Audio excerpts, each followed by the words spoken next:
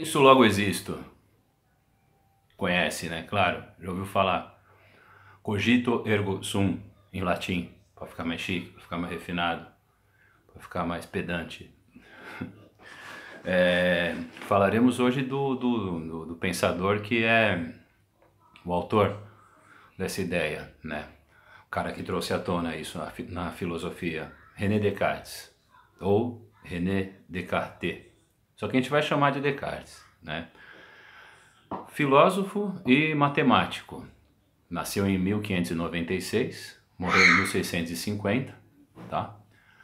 E nasceu no final, vocês ouviram um grito aí, foi minha pequena, espero que esteja tudo bem.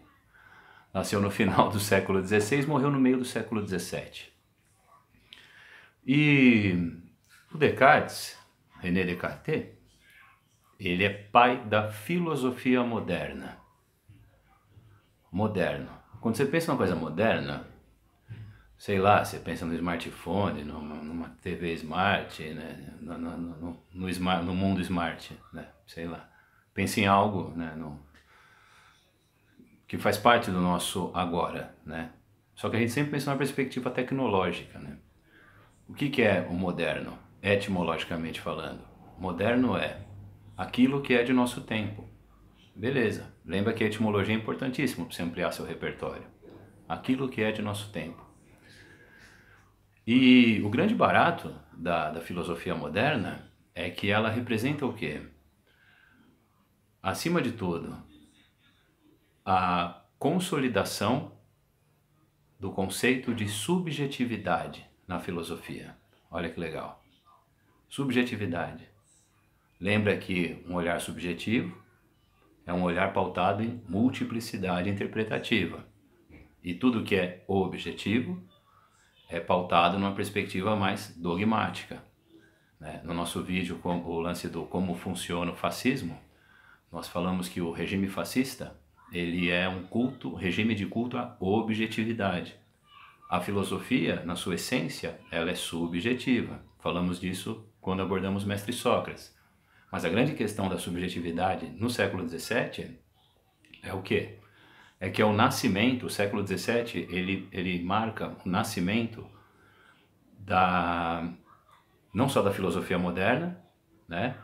Mas o nascimento e a consolidação daquilo que a gente chama de moderna epistemologia. Você fala, que porra é essa? Né? What the fuck is this? Né? Epistemologia.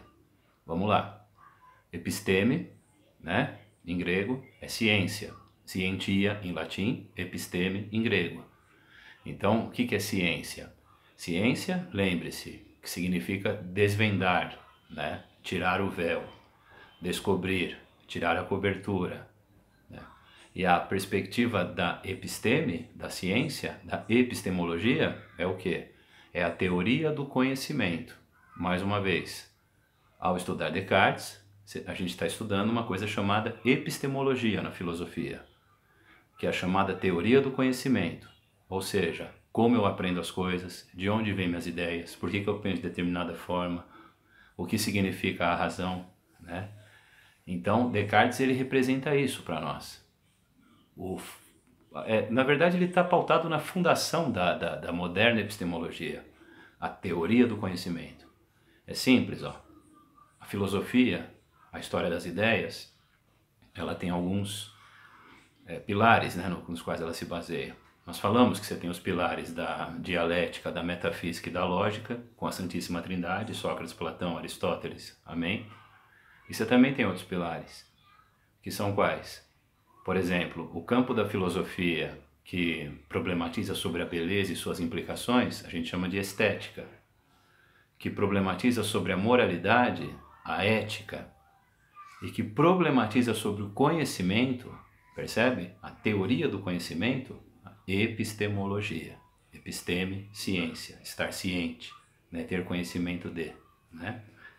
E o Descartes está nesse meio da moderna epistemologia. Deixa eu mostrar ele para você, pera aí, quer ver? Bonsoir, je suis Monsieur Descartes, je suis professeur de philosophie. É esse cara aqui, ó. Com essa carinha de mosqueteiro, de D'Artagnan, né? René Descartes, René Descartes.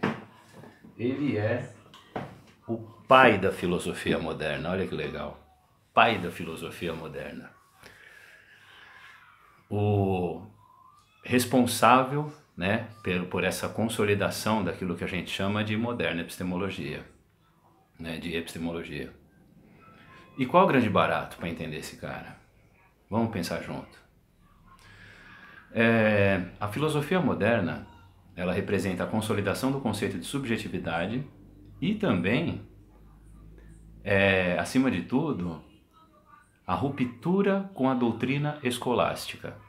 Vamos entender o que é isso. O que é a doutrina escolástica? É a chamada filosofia medieval. Vamos pegar dois grandes nomes. Santo Agostinho, que está lá na transição do século IV para o século V, ele nasce em 354, tá? Acredito que ele morre em 460. Não, ele morre antes da queda do Império Romano, né? E sim, Santo Agostinho, filósofo da chamada patrística. E São Tomás de Aquino, que está no século XIII, vamos colocar assim. Se antes da queda do Império Romano, não pode ser em 460. Mas tudo bem, vamos perdoar essa falha. Dá um Google aí, tá? Podia parar o vídeo aqui e dar um Google, mas... De 354 a 430. Santo Agostinho, sim. I remember. Hã? É isso. 354, 430. E São Tomás de Aquino, século XIII. Não me lembro, tá? A data. By heart, né? Como se diz. Decor. Decor, ação, né? By heart. Doideira, né, cara? Os limites de minha linguagem são as fronteiras de meu conhecimento, né? Lembre-se disso. Ludwig Wittgenstein. Vamos voltar. Sob a perspectiva da contribuição de Descartes, né, enquanto ruptura com a doutrina escolástica, é o que a gente estava falando. Os pensadores da chamada filosofia medieval, você tem Santo Agostinho, a filosofia patrística, e São Tomás de Aquino, a filosofia escolástica, a filosofia medieval. Esses caras, eles não duvidavam, entendeu? A teologia é diferente da filosofia. Quer ver um filme bom para entender isso? Assista Dois Papas. Veja, tá? Os dois papas debatendo a natureza de Deus. Aquilo é teologia. Qual que é a grande sacada da teologia? A teologia não é filosofia, porque a teologia não duvida, entendeu? A teologia, a diferença entre o filósofo e o teólogo é qual? O filósofo, o amante da sabedoria, é aquele homem cego, dentro de um quarto escuro, tateando as coisas à procura de um gato preto. Pode ser que ele não encontre o gato. Ele não é brincar de gatomia, não. Pode ser que ele não encontre o gato. Pode ser que quando ele encontre o gato seja uma capivara, sei lá, seja qualquer outra coisa. Mas ele continua procurando. Não deixa de procurar. O teólogo, de fora do quarto, ele fala que o gato está lá dentro. E ele dá um nome ao gato. Ele chama o gato de Deus. Ele chama o gato de Deus, Alá, Buda, Krishna, Amaterasu, Goku. Né? Ele chama o gato de alguma coisa. Teologia ela se pauta na certeza. A minha razão está subordinada à minha fé. Santo Agostinho, abre aspas, no livro Confissões. Primeiro eu creio para que depois eu possa entender. Olha só que interessante. Então a doutrina escolástica, ela não valoriza a subjetividade, ela assume uma perspectiva mais objetiva. Por que é a filosofia medieval? É simples, é o sincretismo entre razão e fé. É quando você pega Santo Agostinho batizando Platão, sacou? Ele pega as ideias de mundo inteligível e chama de mundo divino, mundo sagrado, cidade de Deus, né? Filmaço de 2002, época boa 2002, né? Vontade de voltar para 2002. Cidade de Deus, Brasil Penta, né? Enfim. Mas a grande questão é assim, Santo Agostinho batizou Platão e São Tomás de Aquino batizou Aristóteles. Veja bem, não é que batizou, não pegou os caras e deu um caldo lá no Rio Jordão, né? Não jogou água na cabeça, não. Pegou as ideias dos caras e se utilizaram dessas ideias, evidentemente, para afirmar os seus dogmas. Teologia é isso, doutrina escolástica é isso, filosofia moderna não. Filosofia moderna é a ruptura com a doutrina escolástica, é a consolidação da subjetividade, da multiplicidade interpretativa. Quem é o pai dela? René Descartes. Por que esse cara concebeu isso? Você tem que entender o que é o mundo do século XVII. O que esse cara estava vivendo, tá? século XVII é o século da Revolução Científica. É quando a ciência ela passa por uma ruptura, por um salto qualitativo assim imensurável, né? A gente só consegue ver hoje, depois que a coruja voou, né? Segundo Hegel, depois que virou história. Mas é um lance muito doido. Por quê? Porque é assim, ó, vamos pensar. O século XVII, ele que conta com a Revolução Científica, você pega as maiores ideias da ciência, elas foram forjadas no século XVII. Não as maiores, né? Mas dentre as maiores, percebe? Por exemplo, Isaac Newton está no século XVII. Nasceu em 1642, morreu em 1727. Né? Newton, na verdade, ele vai refinar o trabalho de um cara que vem antes dele, Galileu Galilei, que nasceu em 1564, morreu em 1642. Morreu no ano que Newton nasceu, olha só que curioso, né? Deus devia estar, não sei se ele existe ou não, né? Deusa, Delx, né? Não sei. Mas ele, quando o Galileu morreu, ele deve ter falado assim, agora sim, agora vocês vão ver o cara que eu vou mandar nessa porra. Você vai ver quando cair a maçã, né? Mas o túmulo de Isaac Newton, ele tem um poema de Alexander von Pope, né? Tá escrito assim, ele está enterrado na Abadia de Westminster, né? O Newton, o Sir Isaac Newton. E tá escrito assim, e tudo era trevas e escuridão, até que Deus disse, haja Newton, e fez-se a luz. Olha que maravilhoso isso, cara. Que do caralho, né? Haja Newton e fez-se a luz. Que lindo. Filmaço, cara, pra você assistir. O Homem que Viu o Infinito conta a história de um matemático brilhante chamado Ramanujan. Não vou lembrar o primeiro nome do cara.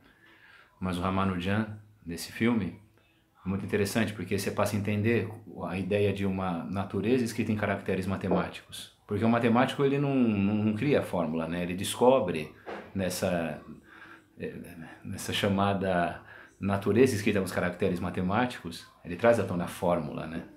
Uma maneira de ver uma lógica no ordenamento espacial por meio de uma linguagem chamada matemática, cujo pai é Pitágoras, né? Olha que legal. Filósofo pré-socrático, pai da matemática. Matemática é linguagem, né? Matemática não é ciência, né? Eu tenho um figura, um grande amigo, o professor Cebola de matemática, e numa vez numa conversa, ele usou um exemplo muito legal que eu nunca esqueço. Ele falou assim, a gente estava dando aula junto, né, sobre matemática e filosofia, etc, etc, que é uma coisa muito legal de se fazer, né, com companheiros de várias áreas, né, e tudo mais. Fica uma coisa muito bacana. Fica uma coisa, a essência do conhecimento mesmo, né. E esse meu camarada, ele falou assim, para você entender, né, tipo, você pensa, ciência tem a terminação logia, né. Ele falou esse lance de logia, logos, né, ciência, né. Eu lembro que de lá dando aula junto, ele fez um comentário interessante.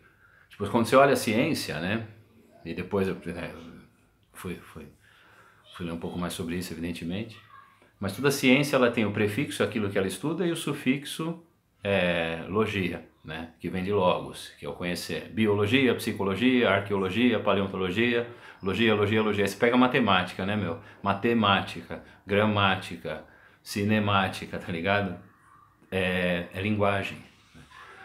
E o século XVII é o século onde esse figura, o Galileu Galilei, ele introduz a linguagem matemática na física, né? A física, ela passa por um processo... O Galileu, foi professor de matemática na Universidade de Pisa com uns 25 anos, e ele promoveu a ruptura com a doutrina aristotélica, com a visão aristotélica, melhor dizendo. Porque Aristóteles, o que ele pensava, né? O que ele defendia? Na sua física, digamos assim, pautado nos pilares de potência, ato e movimento, né, coisa que a gente vai falar evidentemente, né, a parte 2 de Aristóteles ela já tá sendo preparada, né, mas porque no nosso vídeo de Aristóteles a gente falou só sobre ética, né, então a gente precisa falar sobre a ciência aristotélica, né. E o Aristóteles, ele falava o seguinte, né, que ele acreditava que nós abordamos isso no vídeo dele, evidentemente, mas vamos, né, refrescar aqui a memória. Que o universo, o cosmos, ele é pautado numa perspectiva harmônica, perfeita, feito por inteiro, né? E As coisas, natureza e sociedade, obedecem a uma lógica hierárquica inalterável, né? Então o objeto cai, física aristotélica, o objeto cai porque anseia unir-se à Terra, entendeu? Não tem matemática, é especulativo, física especulativa, né? Inclusive a palavra física vem de physis, natureza, né? Física, né? É, natureza em movimento. Nossa, minha gata, ela tá doida aqui no chão, aqui, cara. Pegando o próprio rabo, bagunçando o tapete. Uma doideira, né? Eles são muito interessantes. Aqui, ó. Fala oi, Margarida. Miau. Será que eles se reconhecem? Nunca pensei nisso, se eles se reconhecem no espelho.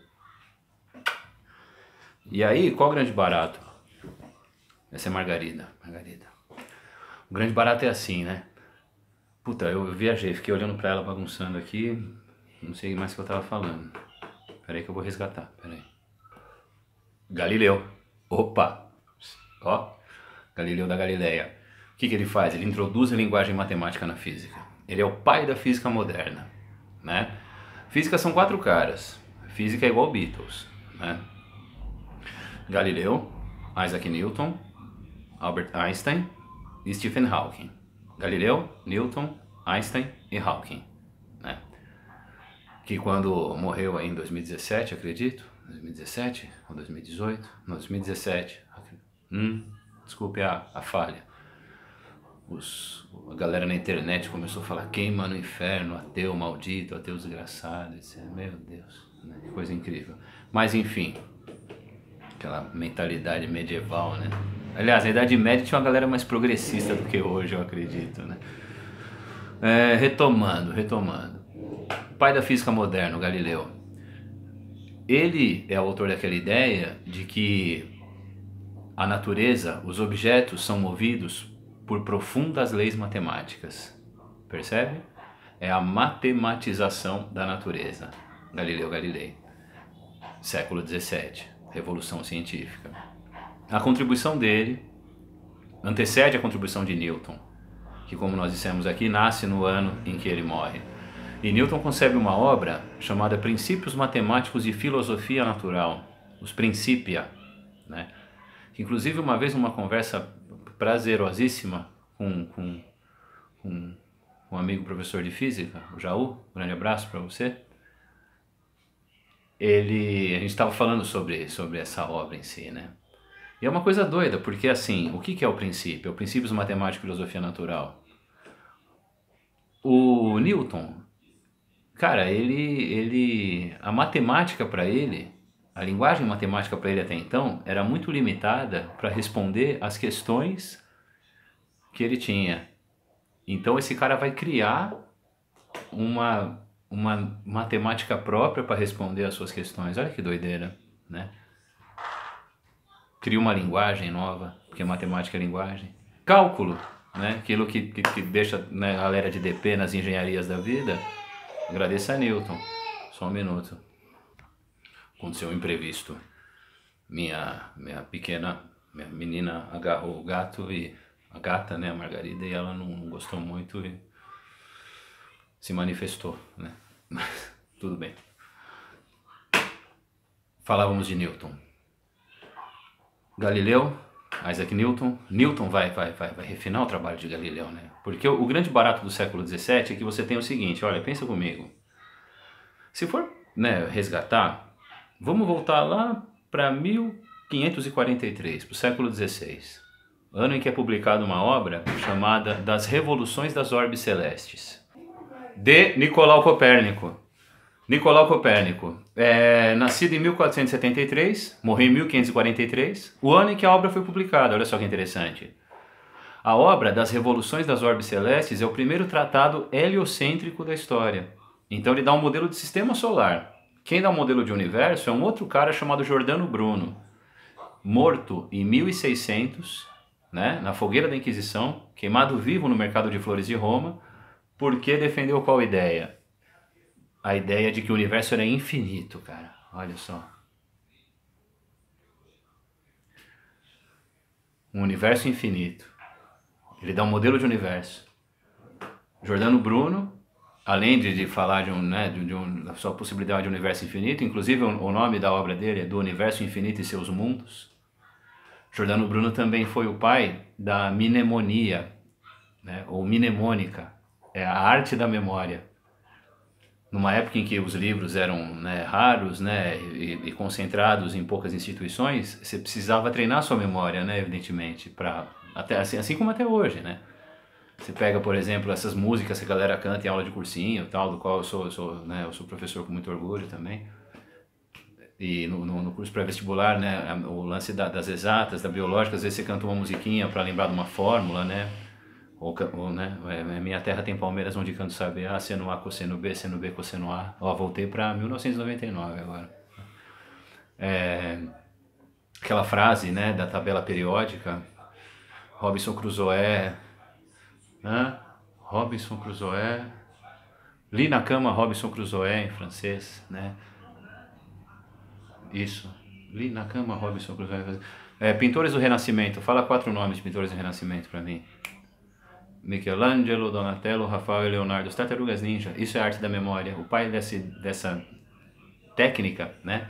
Dessa arte é Giordano Bruno, morto em 1600, queimado vivo no mercado de flores de Roma. Pegaram os ossos do cara e reduziram a pó com marretadas. Vai no YouTube e coloca lá Giordano Bruno. Tem um filme, um longa-metragem sobre a vida dele. Assista. Maravilhoso. Aproveita que já está no YouTube já, né? Mas não vai parar esse vídeo para fazer isso agora, tá? Espera acabar. Tá? Isso aqui é uma aula. Concentre-se. Na verdade, isso aqui é uma conversa, né? Mas eu sinto saudade da sala de aula, né? Mas enfim, livro bom. Ó, Irmãos Brody Brothers. As 7 maiores descobertas científicas da história. Isso daqui, ó, é a aula de ciência que todo mundo gostaria de ter tido na escola, sabe? Fala do Newton, estrutura do átomo, relatividade, evolução das espécies, Big Bang, formação do universo, DNA, etc, etc, na pegada conversa de boteco, né? Por isso que é legal. E aqui faz uma alusão, evidentemente, né, uma alusão assim a Galileu, a Newton, a revolução científica. Giordano Bruno também é citado aqui, isso que é legal. Então você tem, olha só que interessante, né, meu? Você tem o Nicolau Copérnico, você tem o Giordano Bruno, você tem o Galileu, você tem o Isaac Newton, você tem Robert Hooke, inventor do microscópio e pai da citologia, consequentemente. Você tem Robert Boyle, pai da química, escreveu um livro em 1661 chamado Químico Séptico, que dá origem à química, a ruptura com a alquimia, né? Nesse livro tem um capítulo onde tem uma receita para você ficar invisível. Receita para ficar invisível. Às vezes dá pra você, né, tipo, receita pra ficar invisível. Se eu não lembro, eu não estava lá, né? Mas não tem nada a ver com vodka essa receita. Mas enfim, voltando. Ó, foco. O grande barato, né, pra gente entender, nesse contexto de revolução científica, nesse mundo, nessa ruptura, a ciência vem aqui e a filosofia está aqui, ó. A ciência dá um salto, pá, e a filosofia está aqui. Ela ainda está na escolástica, ela ainda está no dogma. E Descartes é o pai da ruptura. Ele eleva a filosofia ao mesmo patamar revolucionário da ciência. Como? Vamos pegar a filosofia, esse grande monumento, esse grande castelo, vamos demolir essa porra. Deixar só o alicerce. Qual que é o alicerce da filosofia? O que sustenta a filosofia? O que sustenta o amor à sabedoria? A dúvida. A dúvida. Então o que é a filosofia moderna? A dúvida metódica é o princípio norteador da filosofia moderna. Dúvida metódica. Conhece alguém metódico? Você conhece alguém metódico? O metódico é o cara que sempre trilha o mesmo caminho, né? Melhor Impossível. Filme com Jack Nicholson, genial, assista. E tem um também chamado Toque Toque. Tá no Netflix, filme espanhol. Metódico, né? O que é a dúvida metódica? É simples. É assim, ó. Duvidai de tudo. Duvidai de absolutamente tudo. Do quê? Da porra toda. Tudo. De absolutamente tudo. Caralho, como assim? Pensa. Se isso aqui não for verdade, se isso aqui não for real, se isso aqui for Matrix, se isso aqui for Show de Truman, se isso aqui for Avatar, se isso aqui for Second Life, se isso aqui for The Sims, se você for o avatar de alguém, se nada disso for verdade, o que te resta de verdade se tudo for mentira? Sua capacidade de duvidar se isso aqui é verdade ou mentira. Só nos resta dúvida. Isso é a dúvida metódica. Mais uma vez, vamos pensar junto. Se nada disso for verdade, eu posso duvidar de tudo, cara. Eu posso duvidar desses livros, eu posso duvidar desse violão, eu posso duvidar da porra toda. Só não posso duvidar da minha dúvida. Só não posso duvidar da existência de uma dúvida, duvidando da porra toda. Percebe? Pá, eis o grande barato da filosofia cartesiana, da filosofia de René Descartes. É a gente pensar assim, qual é a essência da dúvida, da filosofia? A natureza da filosofia? A dúvida. Duvidai de tudo. O que te sobra de verdade se você duvidar de tudo? O que resta? A dúvida.